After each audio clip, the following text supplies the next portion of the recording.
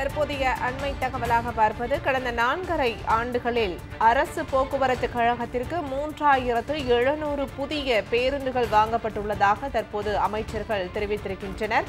கடந்த 4.5 ஆண்டுகளில் அரசு போக்குவரத்து கழகத்தில் 2200 பேருந்துகள் புதுப்பிக்கப்பட்டதாகவும் தற்போது அமைச்சர்கள் செய்தியாளர்கள் சந்திப்பில் தெரிவித்தனர். வடசென்னையில் 6158 கோடி ரூபாய் செலவில் வளர்ச்சி பணிகள் நடைபெற்று வருவதாகவும் தெரிவித்திருக்கின்றனர். பொருளாதார வளர்ச்சியில் இரட்டை இலக்கத்தை எட்டி தமிழ்நாடு சாதனை படைத்திருக்கிறது என்றும் அமைச்சர் பெருமக்கள் தெரிவித்திருக்கின்றனர். தமிழ்நாட்டின் நிதி பற்றாக்குறை தற்போது 3% குறைக்கப்பட்டுள்ளது. அதிக தொழிற்சாலைகள் கொண்ட மாநிலங்களின் பட்டியலில் தமிழ்நாடு முதலிடத்தில் இருப்பதாகவும் தெரிவித்திருக்கின்றனர். கடந்த 4.5 ஆண்டுகளில் தமிழ்நாட்டிற்கு 10.62 லட்சம் கோடி முதலீடுகள் ஈர்க்கப்பட்டுள்ளதாக அமைச்சர்கள் தெரிவித்திருக்கின்றனர்.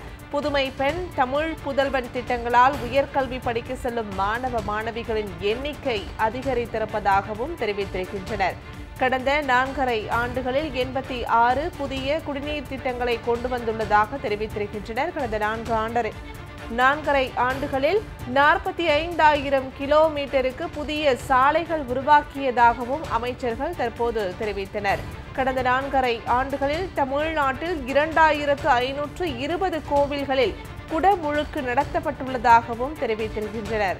முதலமைச்சரின் காலை உணவு திட்டத்தால் பள்ளிகளில் இடைநிற்றல் குறைந்து கற்கும் திறன் அதிகரித்திருக்கிறது என்றும் அமைச்சர்கள் தற்போது தெரிவித்தனர். விடியல் பயணம் திட்டத்தில் அரசு பேருந்துகளில் நாள் ஒன்றிற்கு 65 லட்சம் முறை பெண்கள் கட்டணம் இன்றி பயணம் செய்திருப்பதாகவும் தற்போது தெரிவித்திருக்கின்றனர். சொன்ன திட்டங்கள் மட்டுமல்லாமல் சொல்லாத பல திட்டங்களையும் செயல்படுத்தி வருகிறோம் என்று அமைச்சர்கள் தற்போது கூட்டாக தெரிவித்திருக்கின்றனர். தேர்தல் அறிக்கையில் அளித்த வாக்குறுதிகளில் பெரும்பாலானவற்றை நிறைவேற்றியுள்ளோம் என அமைச்சர்கள் தெரிவித்திருக்கின்றனர். திராவிட மாடல் ஆட்சியில் இதுவரை 16 நியோ டைடல் பூங்காக்கள் உருவாக்கப்பட்டுள்ளதாக அமைச்சர்கள் தெரிவித்திருக்கின்றனர். தற்போதைய அண்மை தகவலாக பார்த்து வருகிறோம். கடந்த 4.5 ஆண்டுகளில் தமிழ்நாட்டில் 2520 கோவில்களில் குடமுழுக்கு நடத்தப்பட்டுள்ளதாகவும் அமைச்சர்கள் தற்போது தெரிவித்திருக்கின்றனர். சொன்ன திட்டங்கள் மட்டுமல்லாமல் சொல்லாத பல திட்டங்களையும் செயல்படுத்தி வருவதாக அமைச்சர்கள் தற்போது செய்தியாளர்கள் சந்திப்பின் போது தெரிவித்தனர். அண்மை தகவலாக பார்க்கிறோம்.